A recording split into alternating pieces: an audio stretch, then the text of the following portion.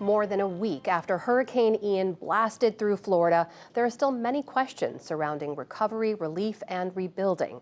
William Brangham continues our coverage.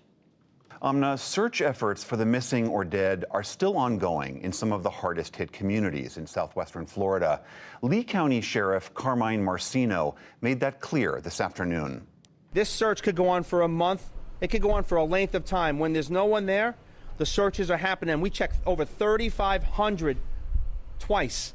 Okay, we're wrapping up very, very soon, and I realize their frustration. Okay, as soon as possible, I want to be back to the new norm, and I want that information out there. We got to get through this as soon as possible. Working around the clock. And while the situation has improved for many, housing, food, and electricity are still in short supply. Chesa Latifi is a senior program advisor with Project Hope, which is an international nonprofit that provides relief during disasters and health crises. Chesa, thank you so much for joining us. I see you're obviously on the road there in the back seat of a car. Can you just give us a sense of how things are in the places that you're working right now? Yeah, absolutely. Thanks for having us. We've been seeing so much.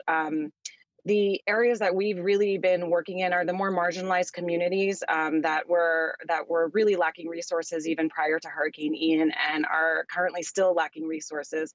These areas still do not have water. They still do not have electricity. These homes that were destroyed are the way that I keep saying this is it's a Three Little Pigs metaphor. Your house was made of brick. Your house was fine, but if it was made of straw and stick, it's gone. And so these are the people that we're seeing that need the most support, the ones that didn't have much to begin with. And can you tell us a little bit about some of those people? I know you're interacting with them one-on-one. What are you hearing? What are their situations like? I met a gentleman named James yesterday whose his home was when I say it was completely demolished, there was nothing there that was left.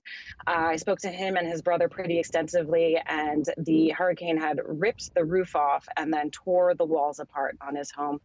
And, the first thing he said to us said, I can't find my false teeth, right? And so just basic dignity. He didn't have anymore. And then worse, he didn't have his glucometer, he didn't have his insulin, and he'd been without that since the hurricane hit a week ago. We were able to provide him with basic hygiene items and point him in the direction of the mobile clinic that we're supporting down the street, as well as a glucometer and strips to be able to test his insulin. But he needs a lot more than just that. And for people like that, is it that there aren't shelters or clinics that are available for them to go to, or they're choosing not to go? What's the hang up there? They can't access them. They just can't access them. When their homes were destroyed, their cars were destroyed if they had a car. And they're a little bit in a more remote area of where the hurricane has hit. And so just the accessibility to either the major shelters or distribution points or clinics, it's just not there. And so they keep telling us, we're just waiting for help. We're waiting for help. And is it your sense that help is there? I mean, we hear these reports from the local county officials, from the governor, from mayors, from FEMA. Is it your sense that authorities are doing everything that they can to help these people?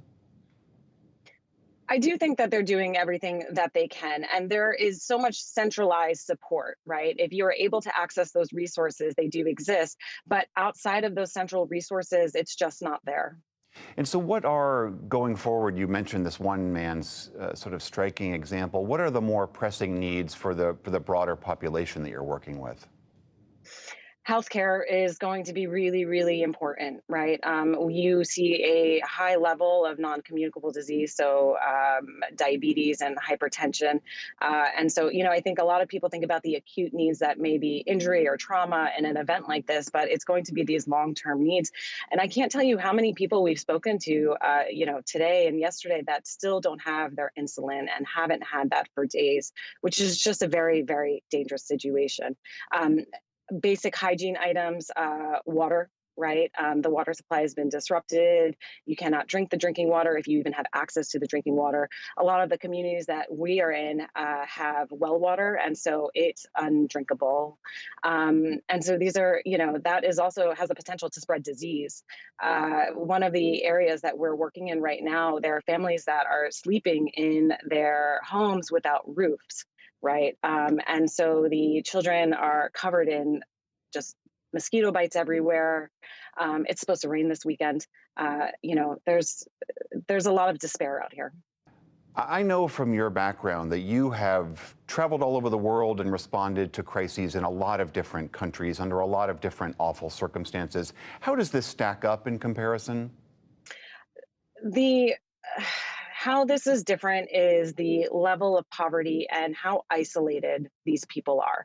I've never seen anything like this. I've worked all over the world, and they're just so isolated. And this storm has managed to isolate them even more. And there's so much help going out to so many communities, but these marginalized communities are not seeing much of it, if any, at all.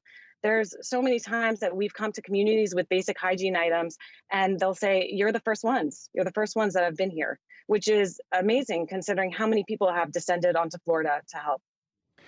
All right, that is Chesa Latifi of Project Hope. Thank you so much for your time. Thanks for having me.